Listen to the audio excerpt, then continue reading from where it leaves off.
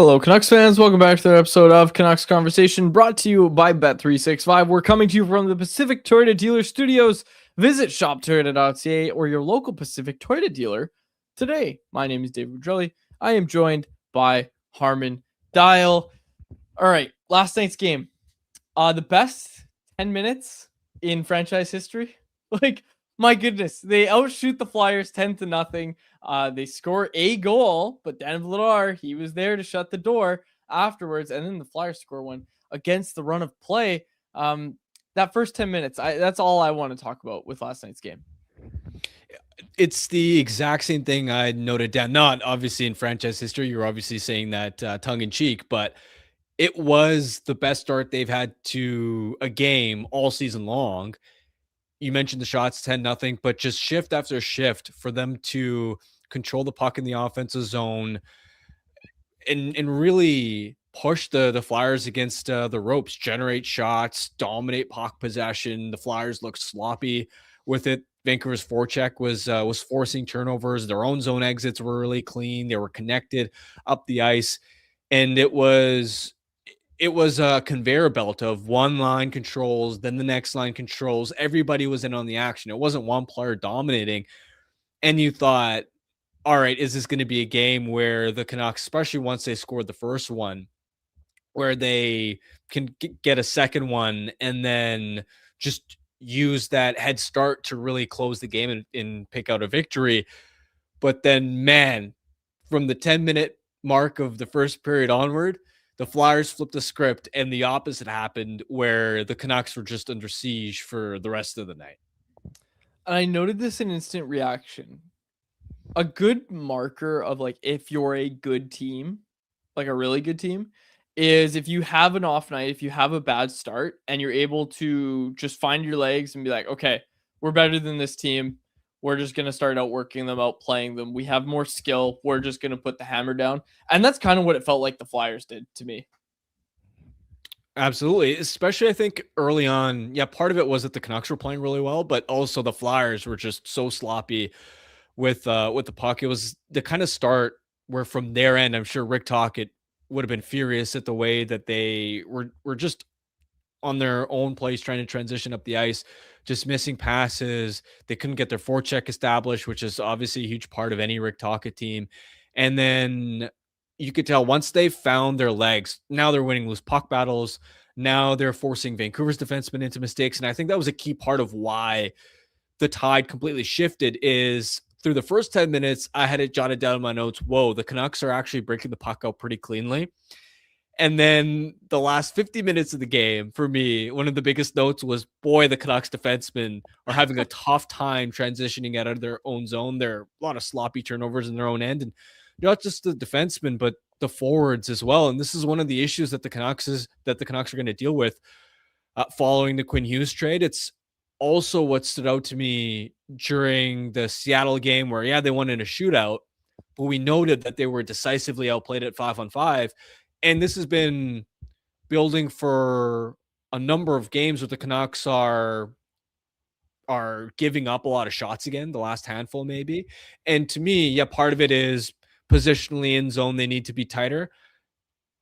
But I think a big part of it is their zone exits are just so poor. And when your zone exits are poor, then it's tough to build speed in the neutral zone. If you can't build speed through the neutral zone, you can't get even if you want to dump and chase rather than relying on controlled entries, your dump and chase isn't going to be nearly as effective. So that really stands out to me. And again, to really drive home the point of it's not just the defenseman. There was a play in the second period where I think Tom Verlander had the puck under pressure in the defense's own corner. In that moment, he only really had one play to shovel it up the strong side wall. You watch Brock Besser on that play. He doesn't move his feet and get to that side, the sideboards in the defensive zone until the puck actually leaves Verlander's stick. That's too slow. You got to anticipate that. You got to give your defenseman an outlet and an option, because there's no way Brock Besser with his foot speed is going to win that race against a pinching defenseman up the wall. You got to read and react and move your feet a lot better, a lot more proactively to help your defenseman out on some of these zone exits as well. David Kampf scores the first goal. We have to mention that as well. Everybody's talking about this reset for Jake DeBrusk. Nobody talked about it from David Camp's angle. Guy signs here because he's getting told he's going to play. That's his first healthy scratch, and it wasn't even a story because Jake DeBrusk was also a healthy scratch. But David Camp, man, that lit a fire under David Camp's ass. No one needed to, he didn't need to do a media availability or press conference to make sure everybody knew that he felt the effects of that healthy scratch. David Camp getting it done, scoring a goal. In all seriousness, though, we noted this in the statsies over at CanucksArmy.com. The O'Connor Camp Sherwood line was buzzing. Eye test numbers backed it up. That line was Vancouver's best on the night. They started the game with a ton of energy. They really set the tone. Obviously, Camp scores the goal, but beyond that as well, just that line was really setting the tone right from the get-go. Really, really strong night for that line. Great news for them. Bad news for the Canucks. 100%. They controlled scoring chances 11-4 in Vancouver's favor during their 5-on-5 shifts. And I'm using Drew Connor's underlying numbers as a proxy for their line. Shots were 9-4 and goals, most importantly, 3-0. When that line was on the ice, the other ones seem to struggle. And this is, as much as sure for Camp, it's nice for him to personally have some success. I don't like it from the sense that with that line playing that well and Camp having a positive showing, where like the odds go up of Aatu Räty sitting again in the press box. And to me, big picture, okay, David Camp has a good night. Who cares in the big picture? Who cares? It doesn't matter in the big picture in the sense that he's about to turn 31 years old. He's going to be an unrestricted free agent. How many years does David Camp have left in this league? Right? He's a good, hardworking guy. Seems very personable. Probably a good teammate. But in the big picture for this organization, whether he succeeds or not is meaningless. Whereas Aatu Räty, you've got to develop him. You've got to figure out exactly what you have in him, because we're talking about a guy that wins over 60% of his faceoffs.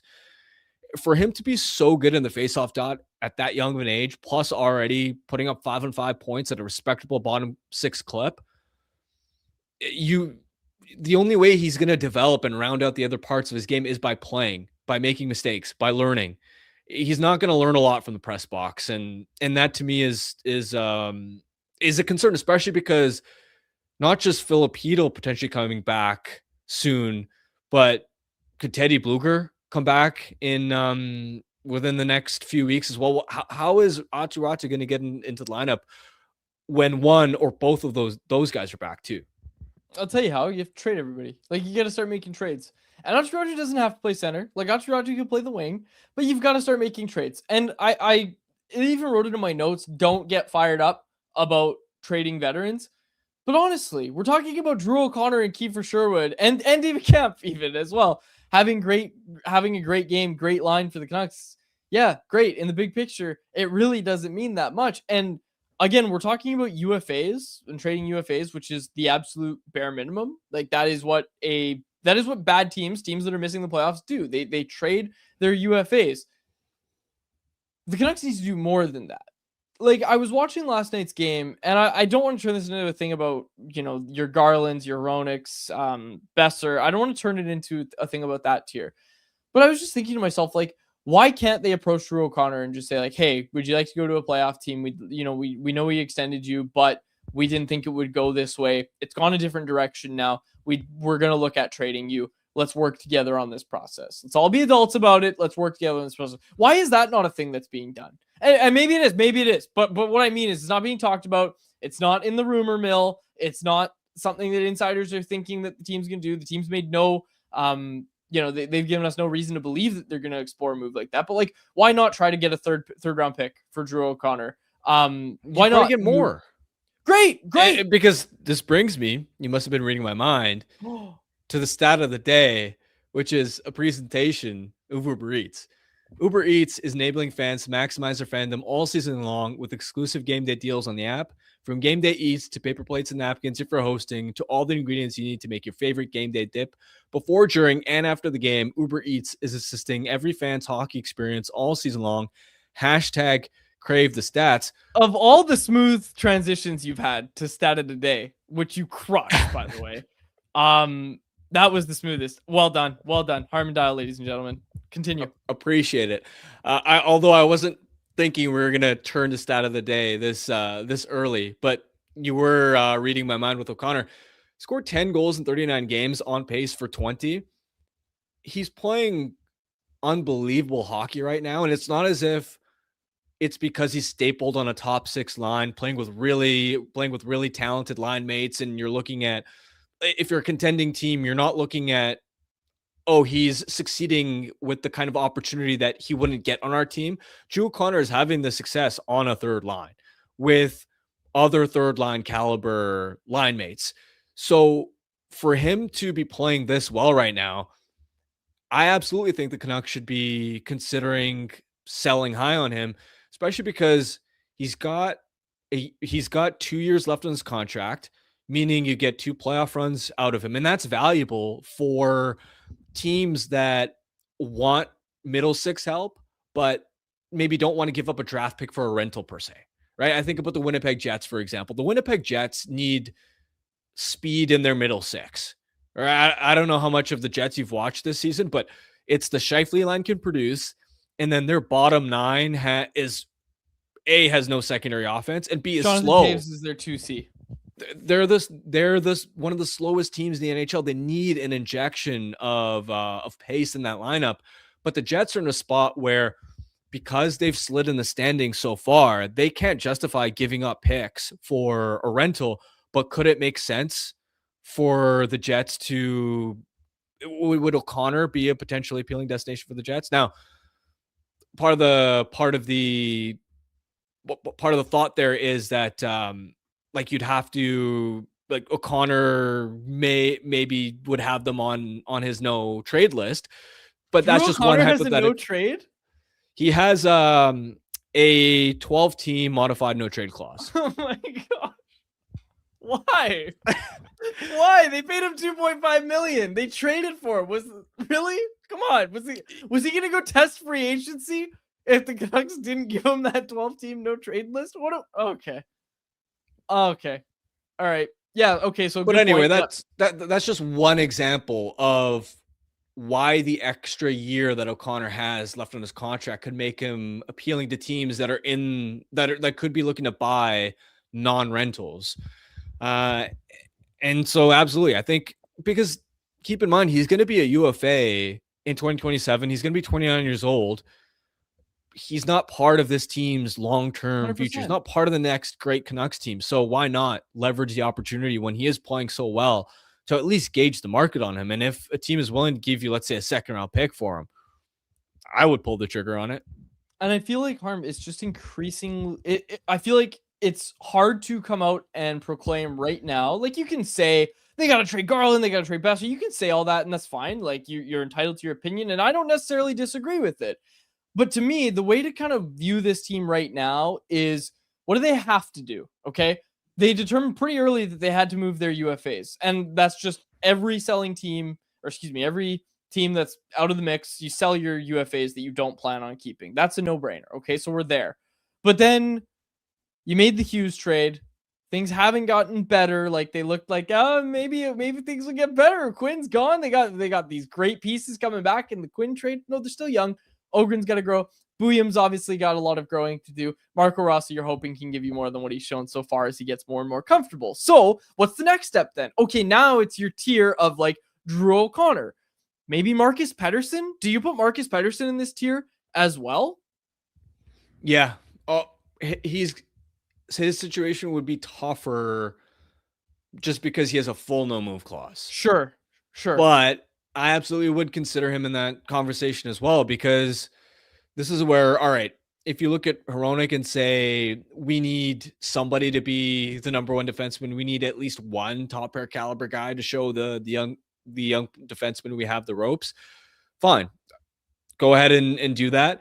And then Tyler Myers, he's from the area. He's older anyway. He's been here for so long. Yeah, Myers, I doubt that he'd want to waive. Young family, he ain't leaving. Exactly. So then you get to Marcus Pettersson, and that's where, for me, why not?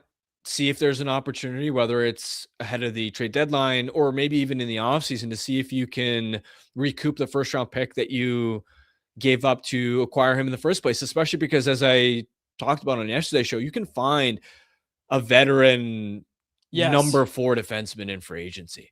Yeah. The Sharks proved it with Klingberg and Orlov. You don't have to give these guys super long-term contracts anyway. So yeah, I would include Marcus Pettersson in that conversation as well. And then beyond that tier, right? And I don't know if there's another name that I'm missing in that tier, feel free to let me know, but I don't think there is. Beyond that tier, then you get to your DeBrusks, your Garland, your Besser, Elias Pettersson. Like, you're in that new tier of, okay, this is a bit more of a seismic move. It's not your, middle tier one, but I think what I'm getting at is that we're getting to the point where moving a guy like O'Connor and exploring moving a guy like Marcus Pettersson is becoming a no-brainer. Like moving your UFAs is a no-brainer for this team. And Harm, dare I say it? I apologize if this upsets some people. Actually, no, I don't. I take it back. I don't apologize. Dare I say that if the home losses continue, that those tiers get blown up and you go up to those tiers? Like, right now, we're at the point where, yes, okay, you got to move your UFAs. And what I'm saying right now is that based on how the team's playing, you start to explore your Drew O'Connors, your Marcus Petterssons, right? But if the home losses continue, right, especially the home losses, but the losses in general continue, like, what are you keeping this next tier for, right? Like, and when I say home losses, what I really mean is like embarrassing losses, like last night, and where the team just kind of, I don't know, we've given them a lot of praise for their effort in what's been a really tough year. I didn't see a ton of effort last night, Harm. I thought the first 10 minutes was great, but I thought over the final 40 minutes, those guys were going through the motions. And I like Elias Pettersson. I know he gets a lot of flack in this market, but Elias Pettersson, like, where is he to just say, you know what? I'm gonna make something happen. The power play, right? That's a great time for Brock Besser to score a goal. Great time for, and I don't want to pick on Jake DeBrusk too much, but like these guys that you rely on. Connor Garland had a big game against Seattle, right? Where is that level of effort on a night in, night out basis from other guys in that conversation? Yeah, it's a fair point. And of course, you're not going to trade all your vets. No one's making that claim. You need some experienced, established players in the NHL that can play further up the lineup so that your young guys are sheltered, in the sense of, like, there's a middle ground when it comes to young players, right? A Tom Verlander, for example, you want him in the lineup playing consistent minutes, but you don't want him immediately playing 22 minutes a night, because he's going to get exposed and is going to be overmatched in that kind of role. The other thing with the whole veterans argument is, how many of these guys have actually won something meaningful at a team level? And it's not a knock on them specifically, because what can you do when you're part of bad teams? But when we talk about building a culture and having vets hold up the competitive integrity, like, it's no offense to them individually, but what has a Brock Besser really won? And I'm not saying trade Besser, but when we talk about these vets that they have, what has, like, I love Connor Garland as a player. Absolutely adore him. I think he has the heart of a lion, but let's be honest. I mean, he said it himself. He hasn't won anything major at the NHL level. You go through even a guy like Filip Hronek. He was on so many lousy Red Wings teams as they were rebuilding. Then he comes to Vancouver. He hasn't gone on a long playoff run.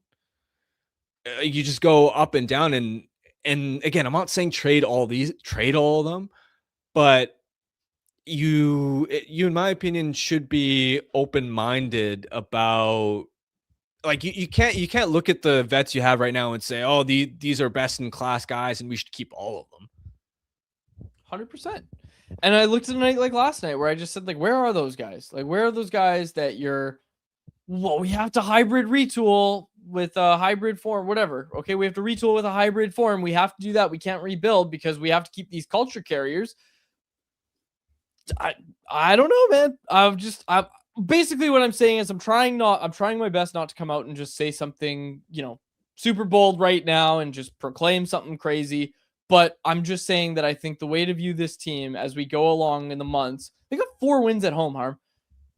is there's going to be levels to it. And right now we're at the level where you have to trade all your UFAs and you have to start thinking about gauging the market for a Drew O'Connor, for a Marcus Pettersson as well. I'm not saying that they need to move one of these vets right now in terms of Brock Besser, Connor Garland, this next tier that I'm talking about. What I am saying is that if the home losses continue and as we continue to analyze this team throughout the rest of the year, rest of the campaign, we might get to that point where it becomes, okay, you have to move one of these guys. Well, and start with the easy stuff, right? Kiefer Sherwood. That's the easy, obvious move, especially because I think about Nils Höglander, for example. He ended up back in the press box as well. To me, the organization has to make a decision on, is he part of the solution as a consistent top 9 player for us? Or, and I've seen a lot of people in this market are down on him now and think he's too inconsistent to be part of the long-term solution. Well, fine. If that's the case, then at least juice up his trade value. Give him have him in the lineup every night. Give him the opportunity to get his feet under him. And this is the other point, right? Is he had this lower body injury. He's only gotten 6 games, right? And I see so many people with the pitchforks out for him. Let him get back into the lineup, which you can only do once you clear lineup spots. And then from that point, see if you can staple him next to Elias Pettersson for a bit. And then maybe his production increases and Höglander does what he did from January 1st to the end of last season, where he led the Canucks in 5-on-5 points. His two-way numbers were through the roof. Showcase him for the rest of the league. And then when it comes to, let's say, the offseason, then his value is at a point where even if you have given up on him, you can actually exchange him for something meaningful, as opposed to if he's just in and out of the press box. What's that? What is that going to do to his asset value? What is that going to signal to the rest of the league? 100% agree. 100% agree. Just going through my notes of last night's game, Harm. Thatcher Demko, not great last night. Had him not great last night was kind of how I looked at it. The defensive zone coverage was bad in front of him, but we've seen Demko at a really high level even this year with that bad defensive zone coverage in front of him. So I just wanted to point it out. Just wasn't a banner start from Thatcher Demko. Doesn't mean much in the grand scheme of things, but a week or so ago we were talking about, oh my gosh, Demko's going to stop the tank because he's playing that well. That wasn't a banner night for Demko. And hey, if you're on Team Tank, you'll take more of those. Yeah, and he wasn't particularly good against San Jose either. He had the Klingberg point shot that just went through him.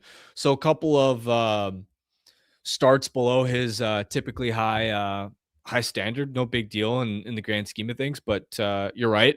The other note I'd make, and this is one of the silver linings from last night, is I thought Jake DeBrusk answered the bell after that healthy scratch. You want to talk about guys whose given F meter was really high in that game? From the moment the puck dropped, you could see the energy in his game. There was extra jump in his legs. You could see him like doing the things that we've been clamoring for him to do, even when he's not scoring, where get in on the forecheck, right? Like there was one sequence of the first period where has a shift, jumps a pass in the neutral zone, uses his speed, takes a high stick, continues motoring on, drives a controlled entry, and the Canucks spent the rest of the shift in the offensive zone, right? That's an example of doing something outside of scoring that is helping your line, helping your team. And then the very next shift, he's in on the forecheck. I think it was Emil Andre who had the puck. DeBrusk is lining him up for a massive hit, which I don't think I've seen all year. And Andre sees DeBrusk coming in at him, and he turns the puck over again, forces a turnover, and then Sassone about 5 seconds later had a scoring chance.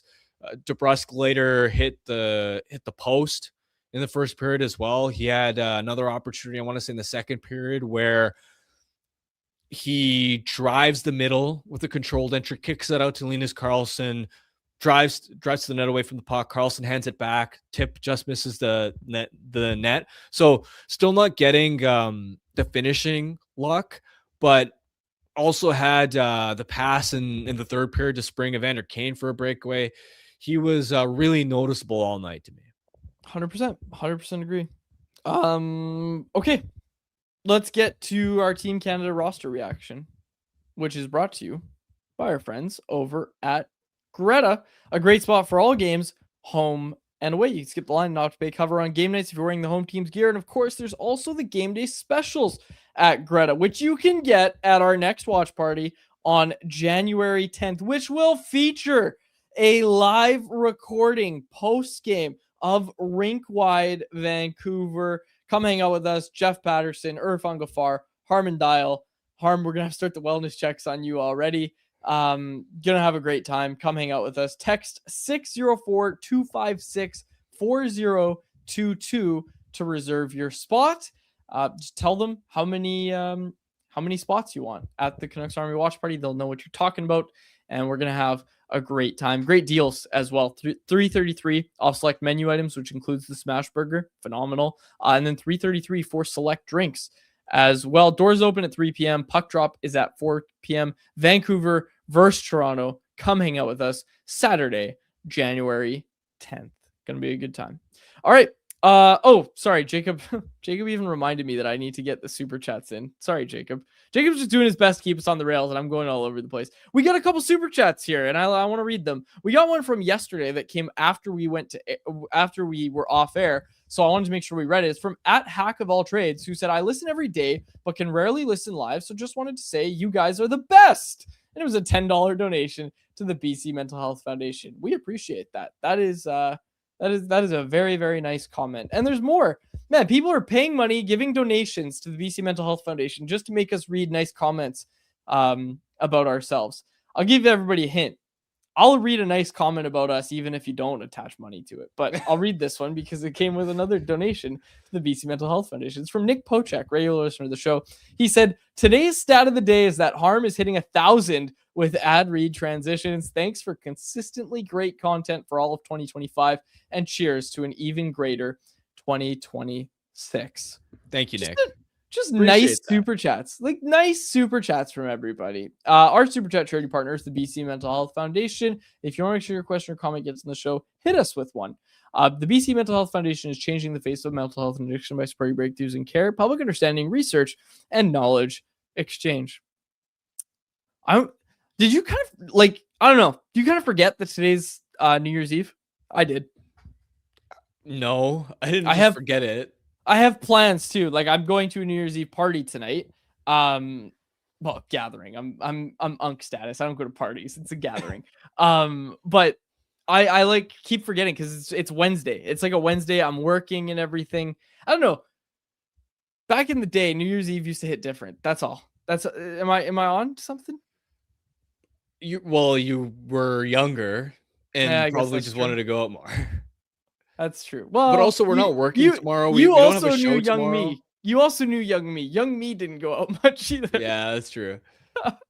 Yeah, no, you're right. Actually, it's nice. There's no game, no Canucks game tonight. That's nice, and no Canucks game tomorrow as well. Nice for us. This is the extent of our work day today. Okay, let's get to Team Canada roster reaction. Harm. It came out today, 9:00 Pacific. It came out. Team Canada roster. Jacob, if you could pull it up. Oh my gosh, I'm gonna have to zoom in on that. Okay, here we go. Sidney Crosby, Connor McDavid, Macklin Celebrini, Nathan McKinnon, Sam Reinhart, Anthony Cirelli, Brandon Hagel, Bo Horvat, Brad Marchand, Mitch Marner, Braden Point, Mark Stone, Nick Suzuki, Tom Wilson are your forwards. Nick Suzuki makes the team. Mark Stone makes the team. Anthony Cirelli makes the team. And yes, Tom Wilson makes the team. The big snubs, I don't even call them snubs. The absentees that people are talking about the most are Connor Bedard. You can call him a big snub. Okay, well, hang on, because I disagree a little bit.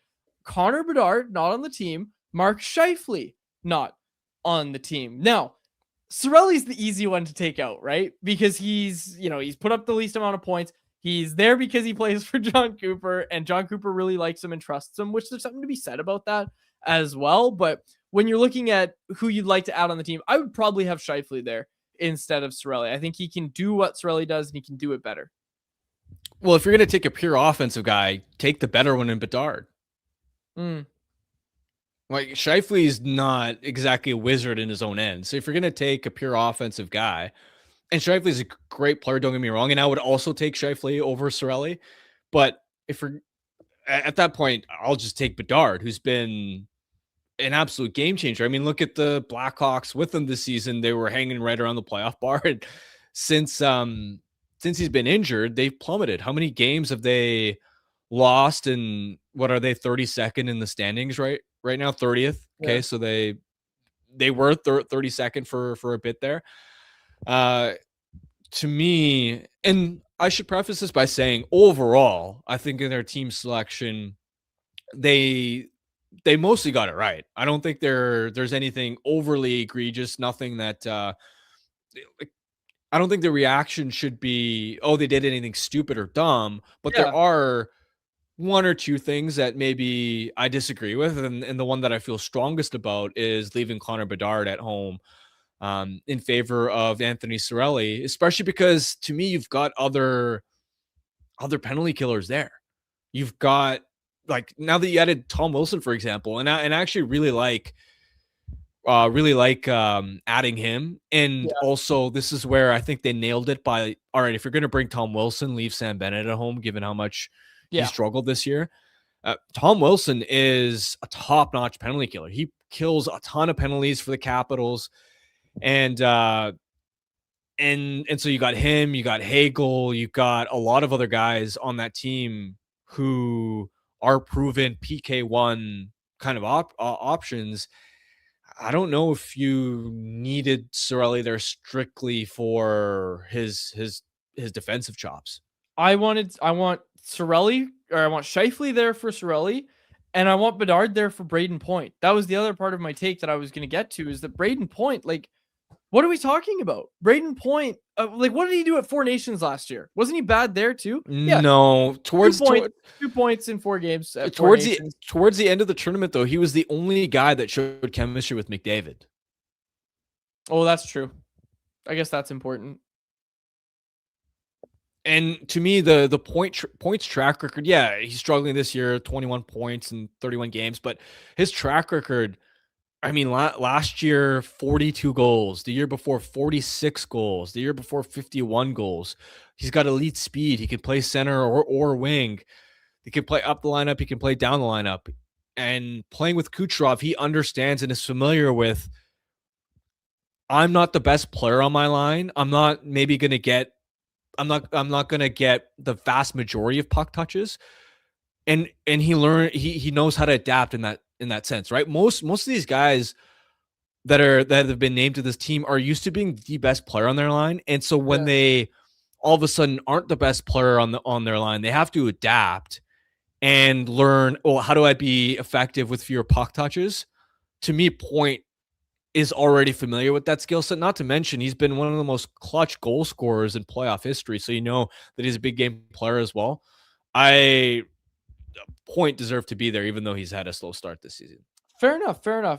Mark Stone, that's another one that keeps getting brought up. And I said at the start of the year, I said, don't bring Mark Stone. Mark Stone's had a really good year. Like, people should know that as well. 30 points in 21 games, I think, is what I saw. He looked a little slow at Four Nations. I said it at the start of the year that I would not be bringing him on this team. But to his credit, he has had a good team. He's put up the numbers that, you know, he does deserve to be there based on merit. But I don't know. I can see why people disagree with that one. But Mark Stone is kind of another guy that's being discussed about a lot. 0 penalty minutes for Mark Stone this year. Jacob said in our private chat. Yeah, he's on the fringes where I wouldn't have been upset if they left him off the team, but I'm also not upset that he's on the team. He's slow, and I think at Four Nations I was a little bit concerned about that foot speed, but also you're talking about a player that is such an elite defensive ace and gives you versatility of, all right, if you're not using him in a top 6 role, you can, like, flat out still one of the best defensive wingers in hockey. And especially, I don't think the smaller ice is going to make a huge impact, but it being condensed a little bit does mean that small area skill and somebody that's elite along the boards.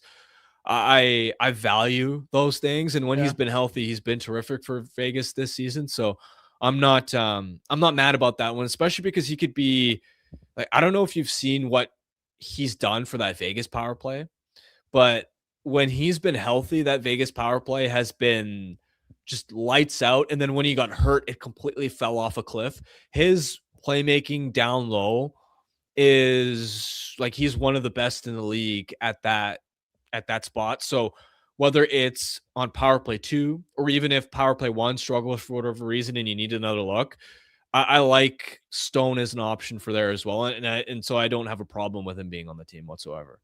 You know where I've got big problems, Harm? We agree Connor Bedard should be there. You know where I've got really big problems is on the blue line. Jacob, pull that roster up again. I'll read it real quick for everybody. On the blue line, the Canucks are Team Canada, which I guess you call the Canucks, but we won't.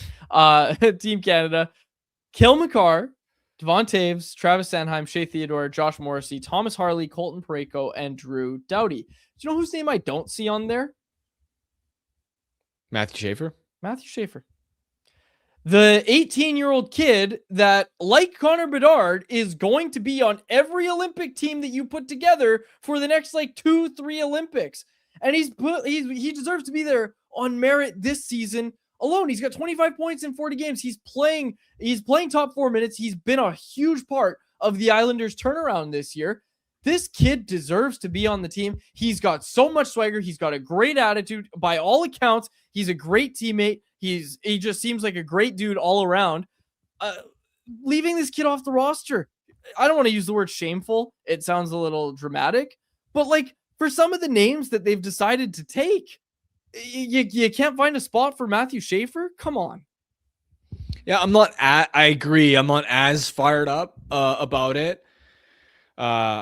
He may end up still going though, because I don't know if you saw this, but Devon Toews, his wife is pregnant and is supposed to be due in February. And if the baby isn't born yet, he told reporters that he's skipping the Olympics. Oh, okay. I didn't see that. No. So there's a good chance that whether it's for Devon Toews or an injury replacement, we might see Matthew Schaefer anyway. I agree. I would have liked to see him make the team. And honestly, when I look at this Canadian blue line, it is weaker, not by a lot, but it is weaker than, let's say, the Americans blue line. Yep. Especially when, don't get me wrong, Sanheim, Parayko, Doughty, they're still good players, but they don't really stack up where the Americans, it's like they got Quinn Hughes as their Cale Makar equivalent. And then they also have Werenski, who, man, every time you watch that guy play, he is lights out and is by far better than any non-Cale Makar defenseman on Team Canada. And then also you have Jacob Slavin, who's the best shutdown defenseman in the NHL. Yeah, what an embarrassment of riches. So that's an area where if the Americans are healthy, they're going to have the edge. The Americans are so deep on the blue line that Adam Fox, who has won a Norris Trophy in the past, and yeah, he underperformed at Four Nations last year, but before his recent injury, he bounced back. They've been talking about him as, he may or may not make it as one of the 8D. Whereas if Adam Fox was Canadian, he would so easily make it on the right side. He would make it over Parayko. He'd make it over Doughty. Sanheim can play both sides. He'd make it over Sanheim. So that shows you the difference in just the depth of elite blue liners that the Americans have compared to the Canadians. Okay, so you mentioned replacements. One thing I found interesting from GM Doug Armstrong's press conference today was he was talking about the replacements being more about style. So they have a list of reserve players, and again, they don't publish that list, but the players know who they are because they have to continue doing testing with the Olympic Committee and all that sort of stuff. So they know who they are. But he talked about how they have different replacements for different style of players. So, for example, if Tom Wilson, for example, gets hurt or can't come to the Olympics for whatever reason, it's going to be Sam Bennett that comes in. It's not going to be Connor Bedard. And he didn't say that, but that's kind of what he meant when he was talking about, at least that's how I interpreted it, when he was talking about how they have different replacements for different style of players. Talked a lot about how we're not building an all-star team. I think that was a direct quote, actually, how we're building a team. And he talked about how they need penalty killers. They need guys who do different things, fit different roles. So they've kind of built the team based on the roles that each guy's going to play. So the backups for those guys are going to play the same role. So yeah, like I said, you've got Sam Bennett, who is kind of your backup Tom Wilson, I would assume. Maybe Bo Horvat as well is another guy. We didn't even mention it. Bo Horvat made the team, ladies and gentlemen. Huge congrats to Bo Horvat. That video of him with his kids. I missed Bo having a third kid, by the way. I just completely missed it. I thought he had two. So congrats to the Horvat family on their third child. But that was just an awesome video. I'm so happy for Bo. It's great to see Bo Horvat making the Canadian team. But yeah, back to the replacements. Who is the guy that Matthew Schaefer's replacing? You know what I mean? Like, we're looking at stylistic stuff, stylistic fits. I don't know if that applies as much on the blue line as it does in the forward group. I would assume it does more. But hey, I was workshopping a joke in the shower when I heard this from Doug Armstrong. I was like, well, if they need a bad goalie, if Jordan Binnington gets hurt, Stuart Skinner is around. Oh my God. Yeah, that definitely isn't happening. And speaking of the goaltenders, I'm curious where you stand on Binnington, because for me, yeah, let's call a spade. He's having a pretty terrible year in St. Louis right now. But I think you had to still include him as one of your three goaltenders because of how well he played for you at Four Nations and because he's won a Stanley Cup. And As much as a lot of us roll our eyes at the concept of, a guy that's proven he can win and big game experience, to me, as a mental thing, that does matter to some degree. But where I would have liked to see a change is I would have taken Blackwood over Kemper. Okay, so that's what I was gonna say too. Blackwood is the guy in my view over Kemper. Okay, let's just transition to complete stuff about the goalies, okay? Because you asked me a few questions there, and I've got takes on all of them. So Logan Thompson, we knew he was going to be there. He should have been there last year. Armstrong even said he was on the radar for Four Nations, and since then he's been the best goalie, best Canadian goalie. He's going to be the starter, is basically what I took away from the press conference today. He's going to be the starter, Logan Thompson. Now, Binnington's going to get a game. Jacob, can you find exactly how many games they play? Because this works kind of into what I'm saying, is that it's not like Four Nations where those backups weren't ever going to get a sniff. You think about the 2010 Olympics, right? Marty Brodeur started that Olympics as the guy, and then he struggled a little bit. He's batting pucks out of the air. He's trying anyway. And then Roberto Luongo comes in, and he's the guy right to the gold medal. Could Jordan Binnington be that guy? Yeah, absolutely. Logan Thompson's great, don't get me wrong, but if Logan Thompson struggles, you think it's going to be Sam Montembeault or Darcy Kemper is the actual guy? You think it's gonna be Darcy Kemper that goes in? No, it's gonna be Jordan Binnington. Jordan Binnington is the clear number 2 on this team, even if Kemper probably deserves to be more. Binnington showed up at Four Nations. He did. He really did, and he was the guy that they were relying on. And again, I know no one felt really confident in that. But you cannot, and I don't want to call it a gold medal game, but the championship game against the U.S., you cannot deny that Jordan Binnington played a massive role in the Canadians being able to come away with that one. He, A, deserves a spot on the team because of that.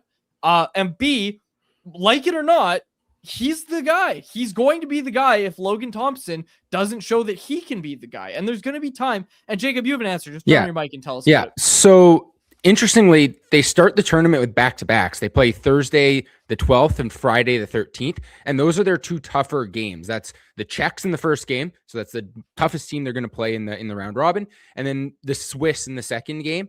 Their Sunday game is against France, and that's the gimme you would hope, right? A team that's, I don't even think I think they'll have one NHLer. Yeah. Belmar, yeah. The Swiss, again, should be a winnable game as well, and the Czechs are the real tough test. But you have back-to-back, so you figure that they likely will give Binnington one of those two starts. I would assume the Swiss game, and then you run with Logan Thompson after that. And then as far as total number of games, if you win your group, I believe you get a bye into the quarterfinals. Maybe even if you're first or second in your group, you get a bye into the quarterfinals, which would mean you then go quarters, semis, and gold medal game. So you would play 6 games. The maximum you can play is 7. And I'm looking, I don't think there would be any back-to-backs in the middle round, as far as I can tell. Sunday, there's no back-to-backs once you get to the middle round. So The only back-to-back you'd have is at the very start of the tournament. So how many games total? What was the answer?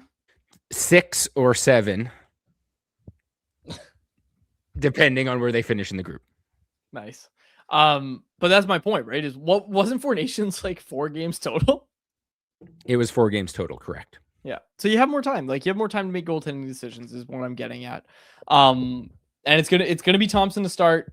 Binnington's gonna be the number 2, and I definitely would have done Blackwood over Darcy Kemper. Like Darcy Kemper's still riding that he was on the Colorado Avalanche when they won a cup.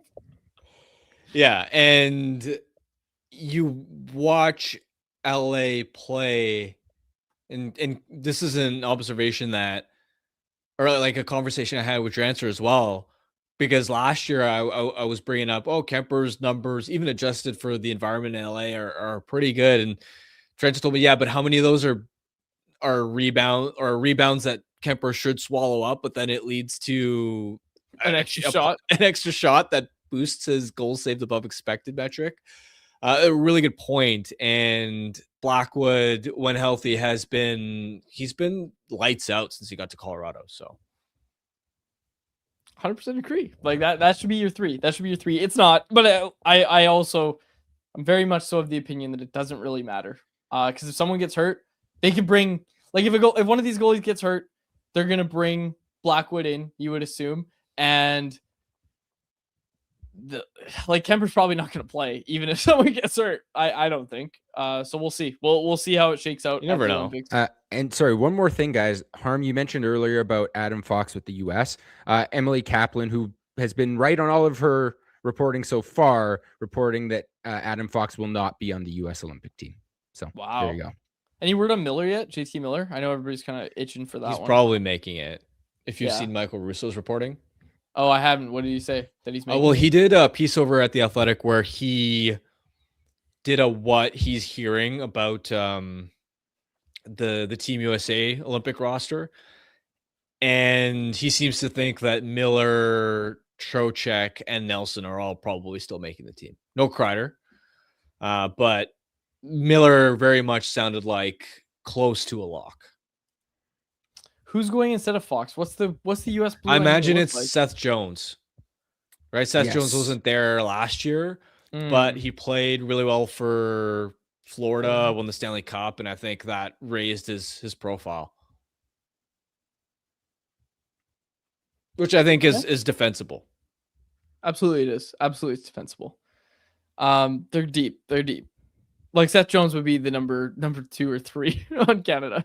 So yeah, I would not be definitely not number 2. Like Josh Morrissey is brilliant. No, he's not number 2. Yeah, like people, and I saw some other people in the chat like, it's Makar and then a bunch of dudes. Like Josh Morrissey is legitimately an elite defenseman, and I think just because of how bad the Jets have been this year, I've seen a lot of discourse kind of forgetting that. Like Morrissey's legit. He's still no Werenski though. But yeah, sure, he's not Werenski, but he's a lot closer to Werenski than he is to Seth Jones. Are you pretty fired up about Nick Suzuki, Jacob? Yeah, but I think it's been pretty obvious through most of the year that he's going to be there. Like he's the kind of center that you can really put anywhere in your lineup, and you can trust him. He's a captain. He's a good leader. He's well liked by his teammates in Montreal. I think he's respected around the league. Like to me, he was just like he was like the perfect 4th line, and he might even end up being the 3rd line center for this team. And I'm happy about it. Is he a significant penalty killer in Montreal? No, he's not. He can kill penalties, but I don't think he's not expected to in Montreal, and especially now that they've gone out and added Phil Deneau again, it's going to basically allow them not to have to use. Armstrong was literally asked a question about that because it was like Nick doesn't kill penalties in Montreal. He's like, yeah, I talked to Montreal. It's just because of ice time. Like he was just so ready to talk about it. Yeah, like he's going to kill penalties for Canada, and he's able to. Yeah, he doesn't with Montreal because he plays 1st line minutes, and that first power play unit basically plays the whole power play when they can, right? He's out there with Slavkovsky and Caulfield, again, guys who don't kill penalties. So he has a bunch of 5-on-5 and power play time. So they really try to keep him off the PK, but he's capable. We assume Quinn Hughes is going to play with Brock Faber, right? Like that's his new D partner in Minnesota. They probably play together. We'll see though, because Slavin and Faber were their shutdown Oh, that's pair true. But at Four Nations, dude, and they were lights out. Slavin and McAvoy though. You could Either way, and then it's Werenski Jones. It's Werenski Jones third pair.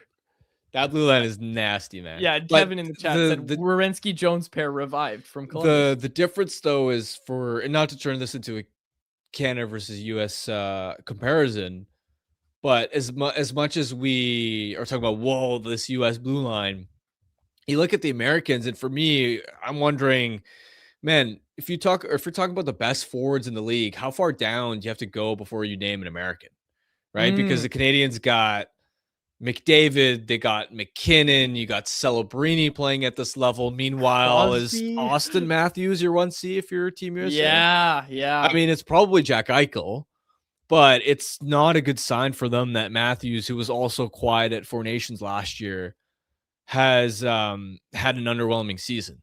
Bring Connor Garland. That's my take. Okay. Put Connor Garland on the team. Jason Robertson might not make the team, and you're pushing for Connor Garland. Dude, yeah, Robinson not making the team is wild. I don't know if I don't think they've announced tomorrow. It's tomorrow, but he might not. Like there have been reporting insiders speculating that he might not make it. Did you see Dallas? Did you see what the Dallas Stars tweeted last night about how he leads all American skaters in a bunch of stats? I'll pull it up. That if they leave Robo off that roster, that's more egregious than anything Canada did. And just so that Mike Sullivan doesn't hurt JT Miller's feelings, like, what are we doing here? Well, I mean, that might not be the reasoning, because it's part of the reason. I mean, they're reportedly going to leave Fox off the team. That's fair. Different personalities. Fox and that's true. That is true. Yeah, I'm gonna leave it at that. Okay, this is what Dallas tweeted out. They said, just gonna go ahead and leave this here, and then it was a graphic of Jason Robertson. Among American skaters, first for shots taken, first in points, second in goals, first in power play goals, first in power play points, leads all American skaters in scoring since the start of the 2022-23 season. I like that. I like that Dallas is vying for it, that he should be on the team. He should be on the team. Like, what are we talking about? JT Miller. Like, oh my gosh. Vinny Trocheck. Yeah.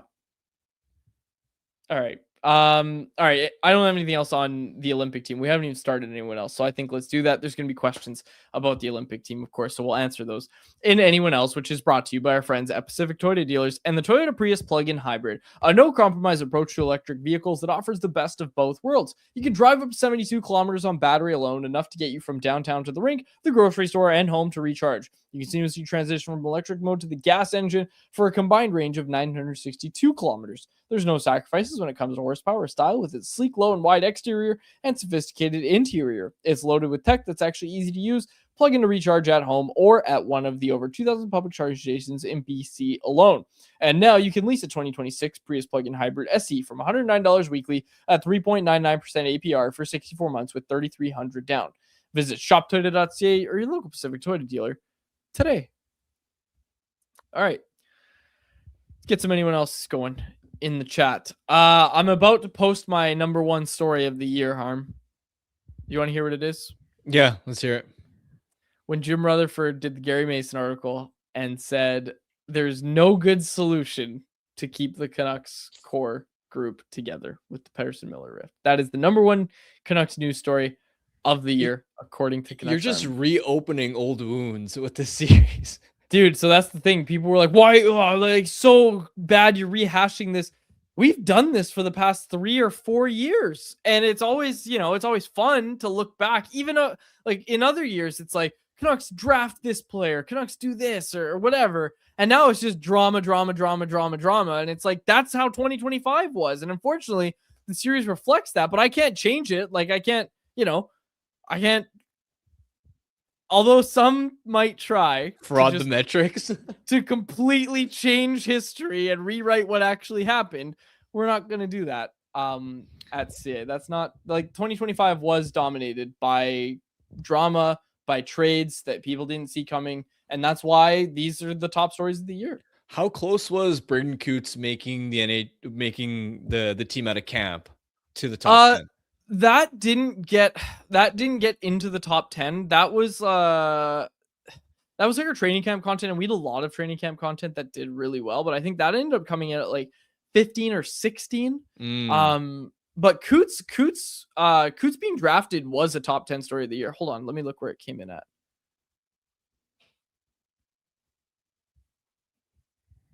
Yeah, Canucks draft Coots. It was the number 8th biggest story of the year. All right, so at least he's in there somewhere. Yeah, exactly. It wasn't all just bad news. Like, yeah. But that's our countdown for the year. Good stuff. All right. Anyone else? Walk. Would you trade Karlsson for futures while his value is high, or would you re-sign him? What does that contract look like? Bear in mind, he's 26. Just because he hasn't done it yet, and it's like, okay, let's put it this way.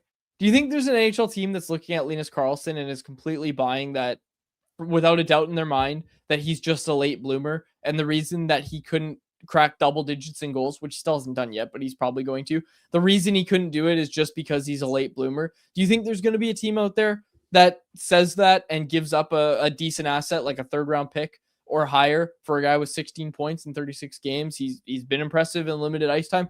Do you think there's a team out there that would give up anything for Linus Karlsson? I say no, and I say because of what he has done in the past.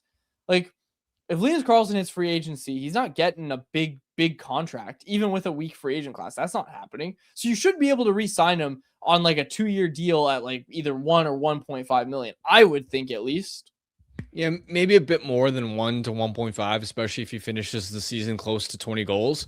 But I agree with you where his track record isn't long enough as an effective bottom 6 NHL player to where, put it this way, I think teams would be a lot more sold on Drew O'Connor and would value him a lot more highly than they would at Linus Karlsson, especially because of the foot speed element, making O'Connor a more versatile player.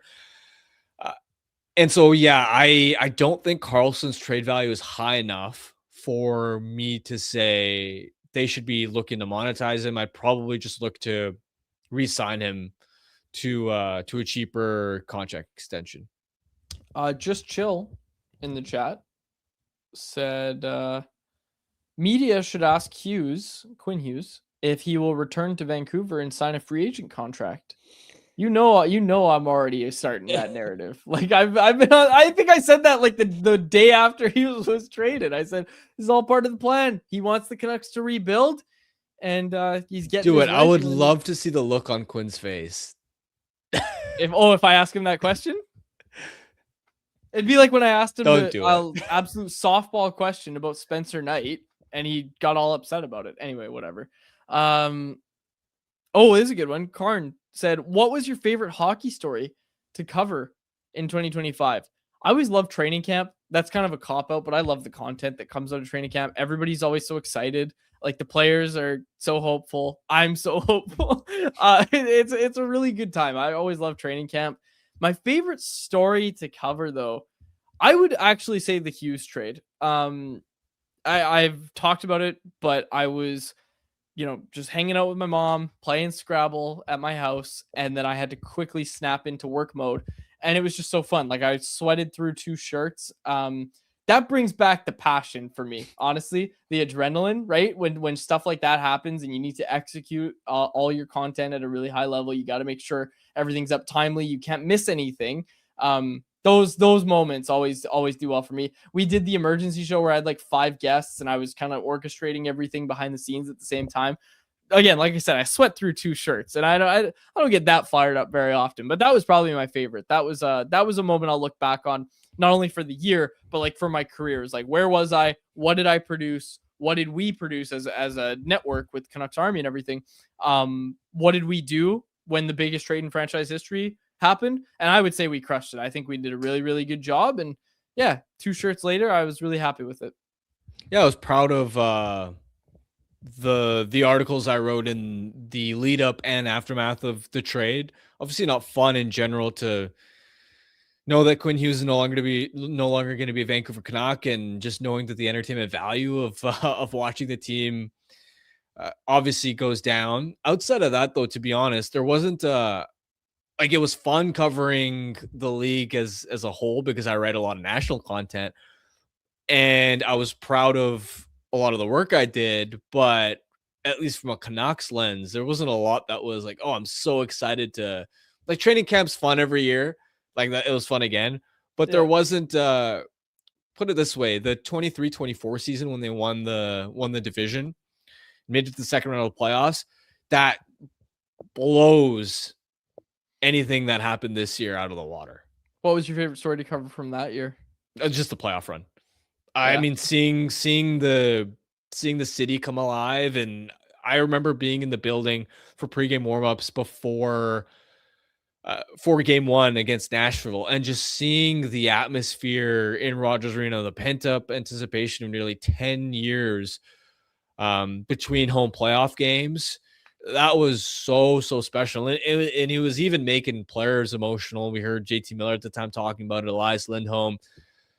And then being in Nashville for when Brock Besser tied it up late, and that come from behind victory where Elias Lindholm won it in OT. That was so surreal. And even just moments like game 2 of Edmonton versus Vancouver, when McDavid and Draisaitl just completely took that game over.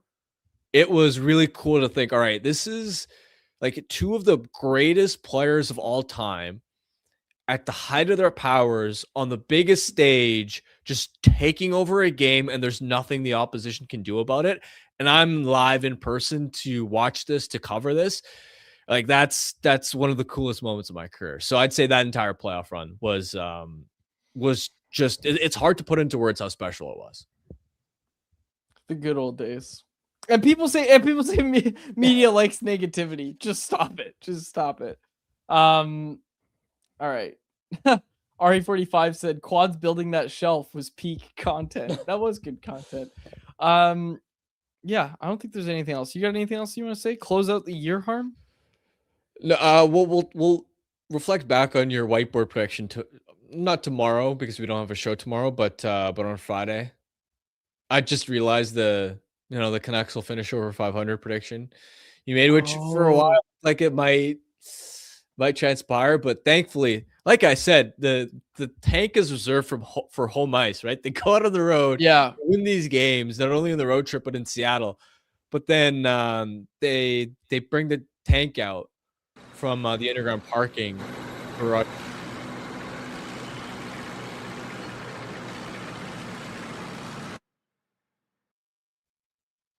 They did You bring can't erase it. You can't erase it. I was about to write 496 on there. Oh, okay. Hip Hop in the chat said, "Who is your least favorite guest of 2025?" J-Pat. No, I said it yesterday. J-Pat, that hit we had with J-Pat yesterday was so much fun. J-Pat's actually no disrespect to our other guests, but J-Pat's probably one of my probably is my favorite guest. Him and Dave Hall. Those are. I mean, those are really the only two guests we have on the show. We like to we don't run with a lot of guests, but yeah, Jeff is one of my favorites. Dave's one of my favorites. Least favorite. Oh, are you actually going to answer this? Well, I'm trying to think. Like, I can't think of a least favorite. I feel like all the guests we have on are solid. Yeah. If we didn't like them, we wouldn't have them on the show. Yeah, exactly. I can't think of a least favorite. But you know, people are starting to guess who our least favorite is, and it's more people I like. No, I like having Irf on the show. Irf was part of the Quinn Hughes show as well. We had a lot going on. We had good lineup there. We like. I'll go through my favorite guests. All right. You're gonna name all of them. I like Jeff. I like Irf. I like Dave a lot, obviously. Oh, RE45. Bagged Milk is a sleeper pick for top guest. Those appearances are always electric. Yeah, we gotta have Bagged on the show soon as well. Yeah, okay, we're not gonna do this anymore. Let's go to the next one. Here we go. Okay. It's Mr. Andy. Mista is actually spelt it. He asked, how many trades do you think the Canucks make next year?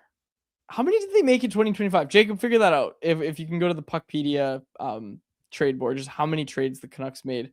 And without looking, Harm, how many trades do you think the Canucks made in 2025? I just want to think about it. Like, let's work through it. JT Miller, Marcus Pettersson, Drew O'Connor, like that's one trade, right? Quinn Hughes. So two trades already. Reichel. Quinn Hughes is 3, Reichel's 4. Was that 4 or 5? No, 4. Okay. Hughes. Miller, Marcus Pettersson, Hughes, Reichel, 4. They didn't trade for Kampf. Kane, 5. Yeah. Didn't they trade for? You're missing quite a few guys. There was a lot of trades this year. Okay, I've got the list open. So most recent trade, obviously, the Quinn Hughes trade to Minnesota. Before that, they acquired Lucas Reichel from Chicago. If you guys remember, in the offseason, yeah. So there was the Shelovs trade. There was also Dakota Joshua to Toronto. Oh yeah. Then there was on June 28th when they acquired Ilya Safonov from Chicago. Do you guys remember that one? Yeah. The rights to Ilya Safonov. Yeah. There's the Kane trade. Carson Soucy for a 3rd round pick back in March. Traded with New York. They sent Mark Friedman to Nashville for future considerations. Still don't know what those future considerations are yet. Steak dinner. Then there was the Marcus Pettersson, Drew O'Connor trade, Vincent Desharnais, Melvin Fernstrom, Danton Heinen, obviously all involved in that one. Yeah. JT Miller, and that JT Miller trade was January 31st. So that was all the trades in 2025. So that's 1, 2, 3, 4, 5, 6, 7, 8, 9, 10 trades in the calendar year. I'm going to say they make 12. Yeah. Yeah, I think put me down for 12.5. Irf and Dave Pagnotta on DFO Rundown Insider said that a Sherwood trade is probably coming early January here. So we might have the first one coming down very early in the calendar year of 2026. All right. Well, I don't have anything else. What a fun year. What a fun year it was for Canucks Convo. It was a good year. It was a good year. We appreciate all our listeners. Happy New Year, everybody. Let's get to our Bet365 bet of the day. What did I say yesterday, Jacob?